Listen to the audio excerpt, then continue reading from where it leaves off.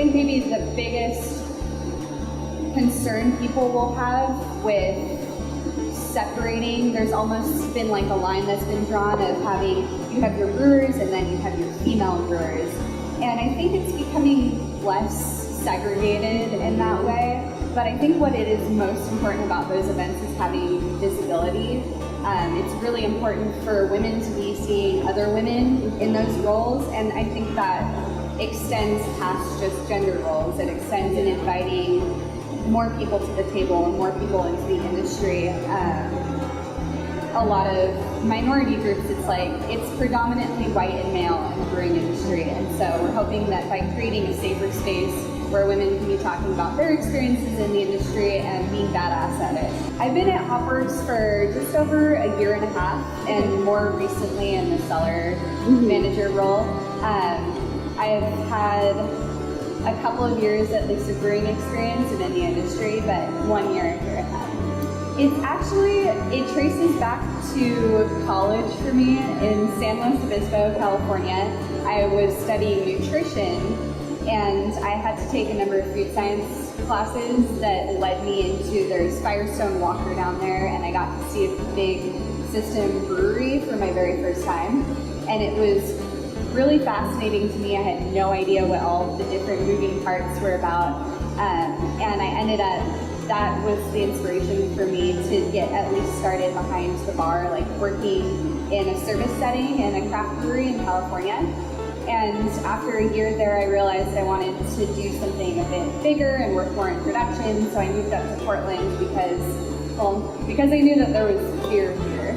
And it's an industry that's constantly changing and growing, and there's new practices being developed all the time. So it's been great for on-the-job experience. So a lot of my days recently have been spent on the brew stand in the morning. So I come in at 6 a.m., make my coffee before I do anything.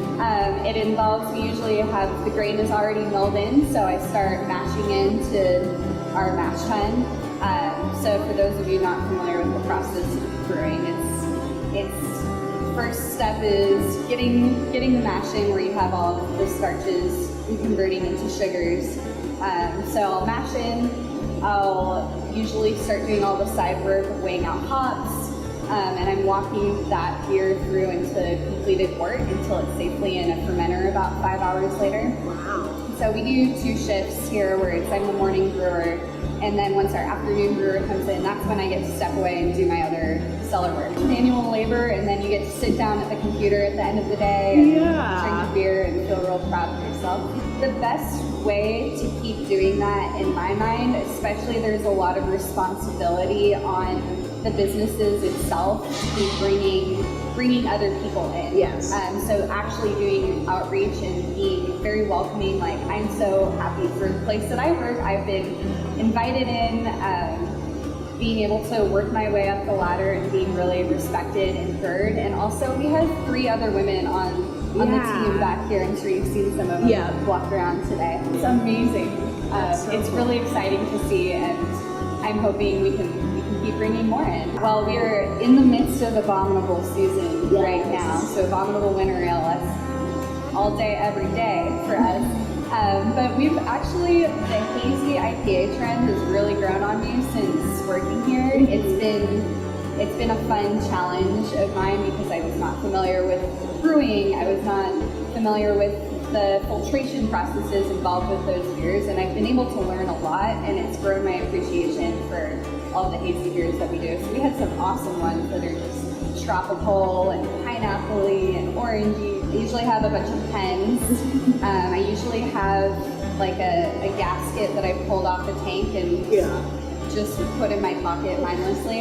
And everyone always makes fun of me. I always have snacks. Like, always have the pocket snacks. Not right now, but usually.